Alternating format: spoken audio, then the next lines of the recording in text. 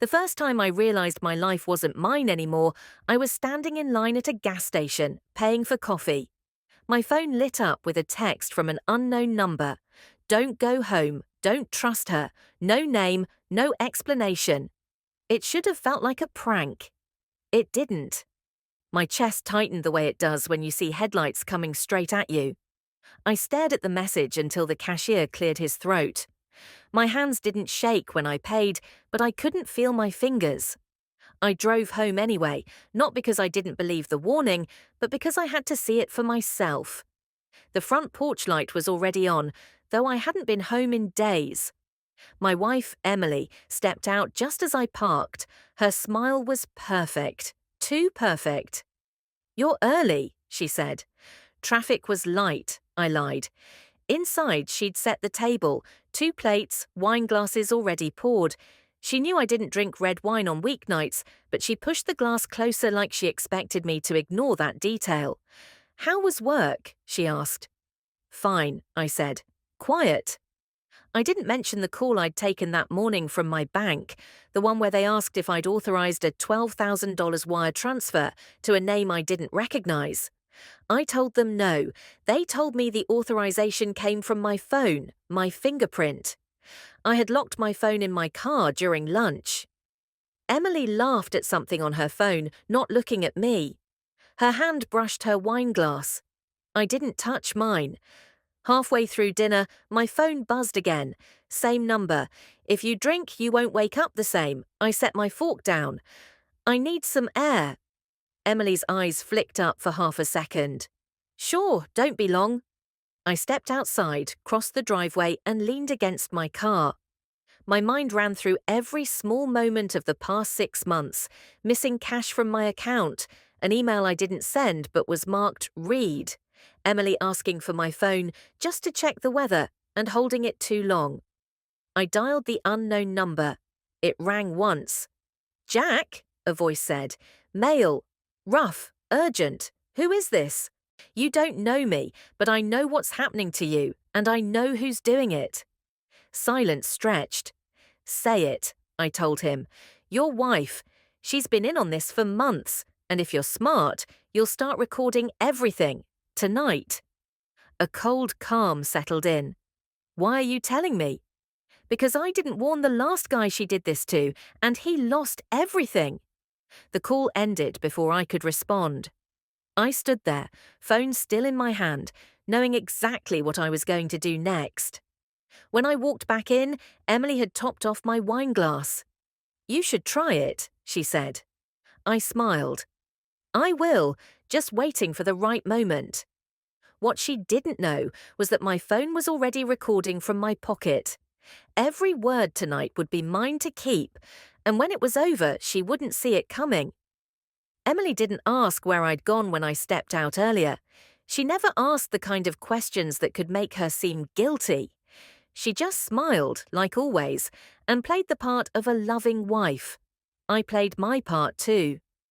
For the next hour, I let the conversation drift over small talk, her day at work, a neighbour's new fence, the movie she wanted to watch this weekend.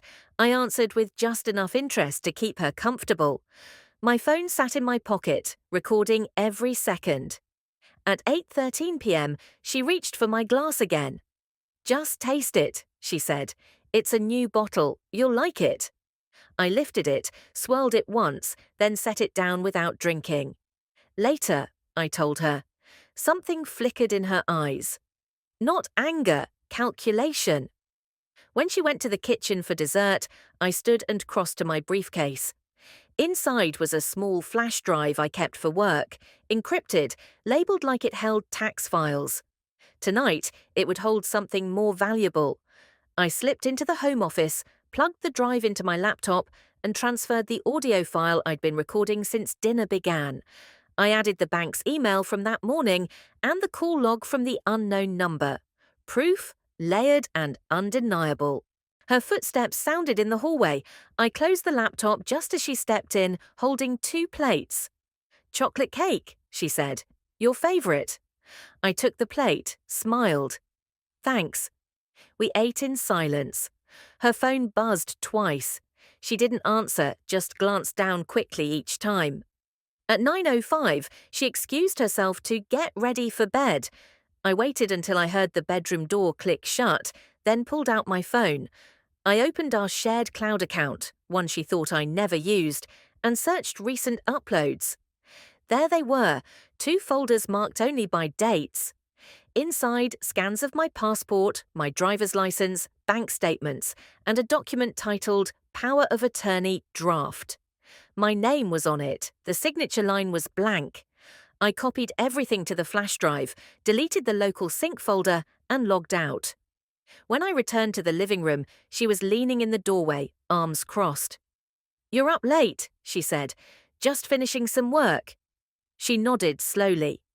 "Don't stay up too long." She turned away, but I caught the faint smirk on her face. That was when I knew. She thought she was ahead of me. I went to bed without another word.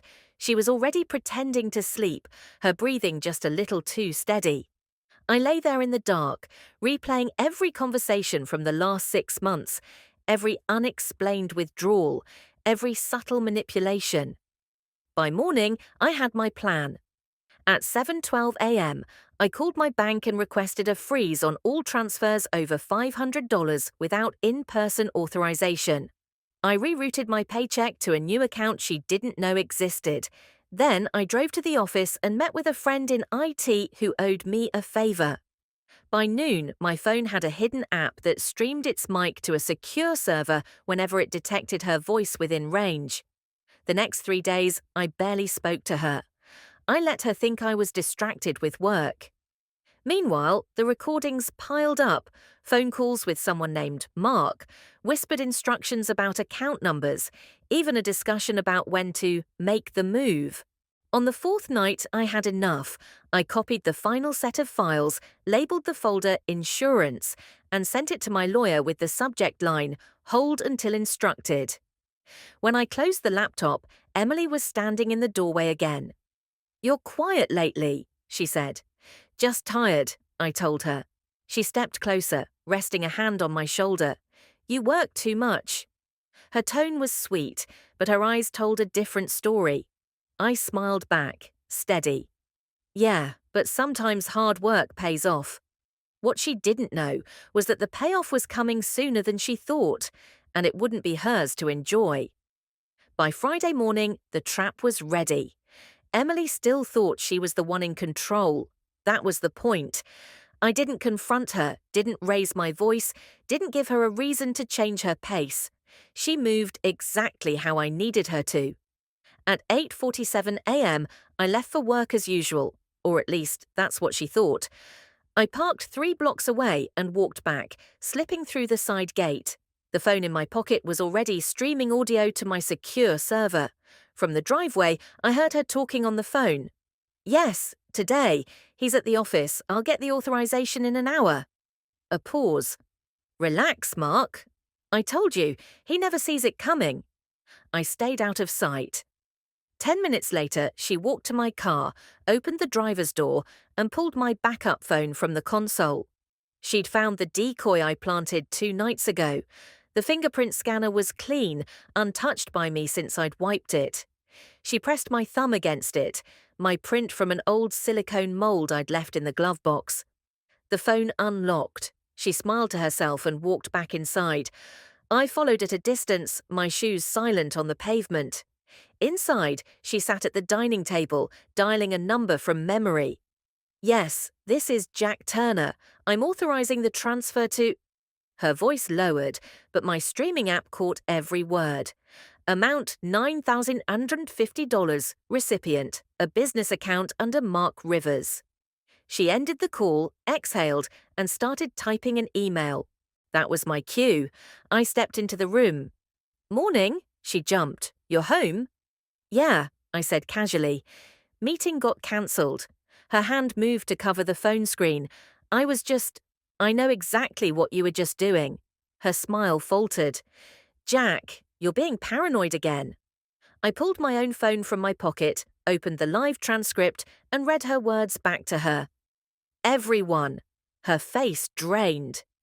"You've been recording me?" she asked. For a week, and the bank has been on the line since 8 o'clock. I turned the screen toward her. The call timer showed 52 minutes. The fraud department rep had heard everything. She stood abruptly. "You can't." "I can, and I already did." Her phone buzzed. She glanced down. "Account frozen," she read aloud, almost to herself. "That's not all," I said. "My lawyer has the files. If anything happens to me, they go straight to the police and your employer." She stared at me, silent. I kept my voice steady. "You had a choice. You could have walked away clean, but you wanted it all. Now you get the consequences." She opened her mouth, but the doorbell cut her off. Two uniformed officers stood outside. I didn't need to say a word. They asked for her by name. She glanced at me once before following them out. I closed the door, leaned against it for a moment, and exhaled. Not relief, not victory, just the end of a chapter. By noon, the bank confirmed the reversal of all unauthorized transfers. The lawyer's office sent confirmation that the evidence package was archived under my name, immune to tampering. That night, I sat at my desk, drafting a final email, not to her, but to myself. A record of what happened, in my own words. So I'd never be tempted to rewrite it into something softer, something forgivable. Some people think revenge is about getting even. For me, it was about getting free. And now I was. 3 days after Emily was taken away, the house felt quieter than I'd ever known it. Not peaceful, just empty. Her things were still here, drawers full, closets packed. The bank advised me not to touch anything until the investigation closed. The calls started the next morning. Unknown numbers, blocked IDs. I didn't answer. My lawyer said she'd likely try to reach me through friends or relatives. I told him it didn't matter. I wasn't interested in her words anymore. By the end of the week, the bank completed their audit. Every unauthorized withdrawal over the last 6 months was reversed. A few were older, buried deeper, and would take longer to recover. I didn't care about the timeline. I cared that the paper trail was now clear, visible to anyone who needed to see it. News travels fast in small circles. Within a week, people who'd smiled at Emily every day stopped mentioning her name.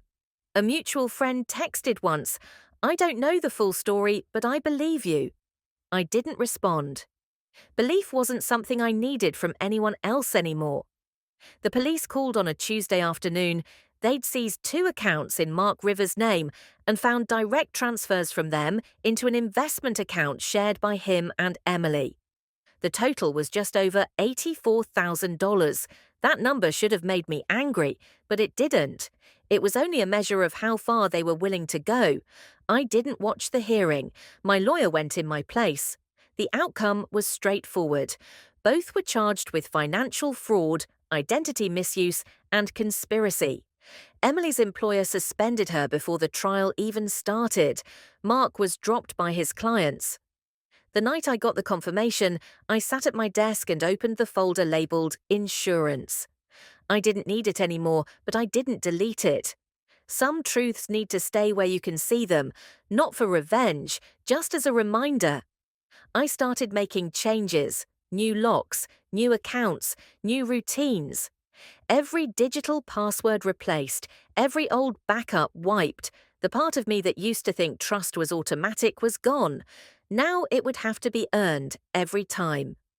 2 weeks later, I drove to a small office space I'd signed for in cash. Inside, I began setting up what I knew I wanted next. A local support group for victims of financial abuse, not therapy, just a place to talk without being dismissed. I filed the paperwork under a name that felt right, Clear Ledger. The first meeting was small, 3 people, a man whose business partner cleaned out their shared account, a woman whose sister forged her signature on a mortgage, another whose ex used his identity to rack up debt. They didn't need me to tell my story, they needed someone to believe theirs. I listened, I took notes, I made coffee.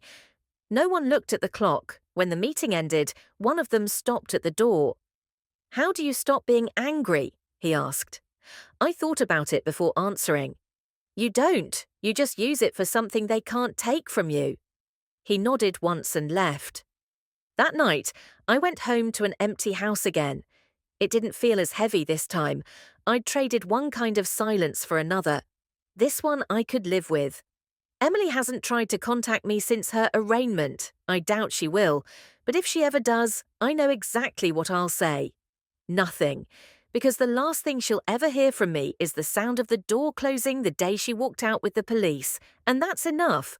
6 months have passed since Emily was arrested. The trial ended quickly. Both she and Mark took plea deals. She'll serve 3 years, maybe less with good behaviour. Mark got 5. The restitution order means they'll be paying me back for a long time. I doubt I'll see most of it, but the number in the judgment is more than money. It's a permanent record of what they did. By now, the house doesn't look the same. I cleared out everything she left behind, sold what I could, donated the rest. I changed the locks, cancelled the shared utilities, and removed her name from every account. The phone that once streamed her conversations sits in a desk drawer. I keep it for one reason. If anyone ever questions my side of the story, it's still there. Clear Ledger has grown faster than I expected. What started as a handful of people meeting once a week in a small rented room has become a network across 3 towns. We don't advertise. People find us when they need to. Every time I hear someone say, "I thought I was the only one," I remember the day I got that first anonymous text. I still don't know who sent it. The number was prepaid, registered to no one. I tried calling it a few weeks after everything happened, but it was disconnected. Sometimes I wonder if they'd been through the same thing, if warning me was their way of getting closure. Whoever they are, they changed everything. Not all days are clean. There are mornings when I check my bank app twice, just to make sure. Sometimes I catch myself watching people's hands when they touch my things. But the constant edge, the feeling that I'm one step away from being blindsided, has faded. Last month, a man named Daniel came to the group. His business partner had emptied their joint account and disappeared. He was angry, restless, ready to burn bridges just to make someone feel what he felt. I told him the same thing I've been telling myself. Revenge can get you even, but it won't get you free. What gets you free is knowing the truth and making sure it can't happen again. We spoke after the meeting. I gave him a list of steps, how to secure his accounts, what legal options to consider, how to document everything. 2 weeks later, he called to say his partner had been caught. His voice was different, still carrying the weight, but standing straighter under it. I'm not naive enough to believe that justice always works. I've met too many people whose cases went nowhere, but I know this. Silence guarantees nothing changes. Emily's name still appears in my thoughts sometimes, but it's not attached to the person I married. It's attached to the choices she made. I've stopped asking why. There's no answer that would undo it. This morning, before the group meeting, I walked past the courthouse. Out front, a woman was sitting alone on the steps, holding an envelope like it was the only thing keeping her hands still. I recognized the look, confusion and exhaustion mixed into one. She saw me watching and asked, "Do you know where the Clear Ledger meetings are?" I told her yes. I offered to walk her there. She nodded without a word. On the way, she asked if it ever gets better. I told her it does, but not all at once. You get pieces of yourself back, and if you keep going, one day, you realize you've got enough to stand on. When we reached the building, I held the door for her. She stepped inside without hesitation. I watched her walk toward the group, knowing she'd be heard for the first time in a long time. That's what I hold on to now, not the day I caught Emily, not the recordings, not the police at the door. What I hold on to is the fact that I can walk into a room full of people who've been through the same darkness, and we can talk about how to move forward. I didn't win back what was taken from me. I built something different in its place, something that can't be stolen, and that's enough. It had been almost a year since the day I caught Emily. Life had settled into a rhythm: work, Clear Ledger meetings, occasional dinners with friends. The tension I used to carry like armor had thinned. I thought the past was finally staying where it belonged. Then the letter arrived. No return address, just my name printed in neat block letters. Inside was a single sheet of paper. "I'm getting out early. We need to talk." Signed, Emily. I read it twice, not because I didn't believe it, but because I wanted to be sure I was reading exactly what she'd written. 3 years had turned into barely one. I called my lawyer. He confirmed it. Good behavior, overcrowding, and a plea arrangement had cut her sentence down. "She can't contact you directly," he said, "but she's testing the line." I wasn't angry, not at first, just calculating. I asked him to file a restraining order renewal immediately. He agreed, but warned it might not be enough if she decided to push. 2 weeks later, she pushed. I left a meeting one evening to find a note under my windshield wiper. "I'm not your enemy. You misunderstood everything." No signature, but I knew the handwriting. My phone's camera captured it before I touched it. I sent the image to my lawyer, then threw the paper into a shred bin. That night, I stayed up late reviewing the old recordings, the bank statements, the case file. Not because I doubted myself, but because I wanted every detail sharp if I had to face her again. The next move came faster than I expected. During a Saturday group session at Clear Ledger, someone mentioned a new volunteer who'd stopped by earlier to ask about me, a woman, mid-30s, using a fake first name. I didn't need a description to know who it was. I tightened the meeting's privacy rules immediately. No drop-ins, no unscheduled visitors. The group wasn't going to become part of her game. 3 days later, I got the call. A friend in town had seen her outside my office, sitting in her car for over an hour. She never approached, but the message was clear: she could. I didn't wait for her next step. That night, I sat down at my desk and drafted a package. Every piece of evidence, from day one to now. I included the new letter, the photo of the windshield note, and the group member's statement. My lawyer had instructions. If I went missing, if I stopped answering calls, if anything happened outside the ordinary, the package would go directly to the DA's office and local press. The following week, she made her mistake. My security cameras caught her walking up to my porch, envelope in hand. She didn't knock, just slipped it through the mail slot. Police collected it within the hour. Inside was a typed letter. "I just want a chance to explain." That was enough. The restraining order violation put her back in front of a judge. This time, there was no leniency. She was ordered to serve the remainder of her sentence without early release. When it was over, my lawyer asked if I felt better. I told him no, better wasn't the point. The point was that she couldn't rewrite the story while I was still in it. Clear Ledger kept growing. More people came, more stories that echoed my own in different ways. And every time someone asked how I knew to prepare for the worst, I told them, because once I didn't, and I learned. I never heard from Emily again after that. No letters, no sightings, no shadow at the edge of the street. Maybe she finally understood there was nothing left to take. A year ago, I thought revenge was the finish line. Now I know it's just the start of protecting what comes after, and I'm not done protecting it yet. By the time Emily was gone for good, I thought the worst was behind me. Clear Ledger had grown into something steady. We had regular meetings, consistent volunteers, and a network of people who trusted each other. That trust was the foundation of everything we did. Then I noticed the withdrawals. Small at first, $75 here, $120 there. Always from the Clear Ledger account, never mine personally. At first, I thought it was an accounting error or a late vendor payment, but when I checked the bank's transaction history, I saw a pattern. All the charges happened on days we had meetings, and all were made with the debit card we kept locked in the office safe. Only 3 people had the combination: myself, Kendra, the first volunteer I ever brought on, and Mason, a retired CPA who handled our bookkeeping. I didn't want to believe it was either of them, but I also wasn't going to make the mistake of assuming. I installed a discreet camera inside the office, aimed at the safe. I didn't tell anyone. 2 weeks later, the answer was on my phone.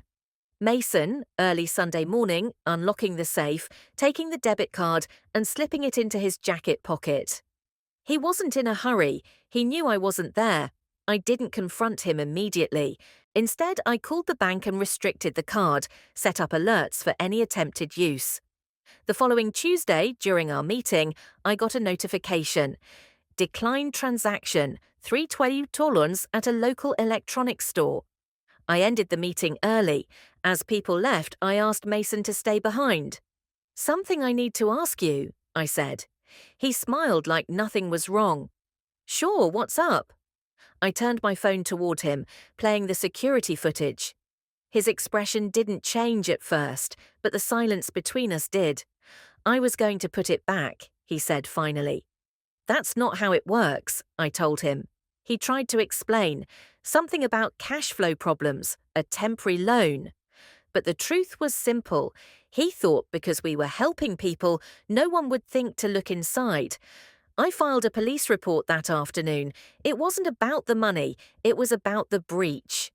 If I let it slide, the entire foundation of Clear Ledger would crumble. When the police came for a statement, I gave them the footage, the bank records, and the meeting schedules. Mason was charged with theft and breach of trust. Word got around fast. Attendance at the next meeting was half what it normally was. I addressed it directly. I told everyone exactly what happened and why I acted on it immediately. No one asked if I regretted it, but I made it clear I didn't. Later that night, I sat in the office alone. I'd built Clear Ledger to be a safe place. Now I knew that even inside its walls, you couldn't drop your guard completely. The experience didn't break the group, but it changed it. From that day on, no one person ever had full access to funds, records, or assets. Every action required 2 signatures. Every meeting had documented minutes. Trust wasn't gone, but it wasn't blind anymore.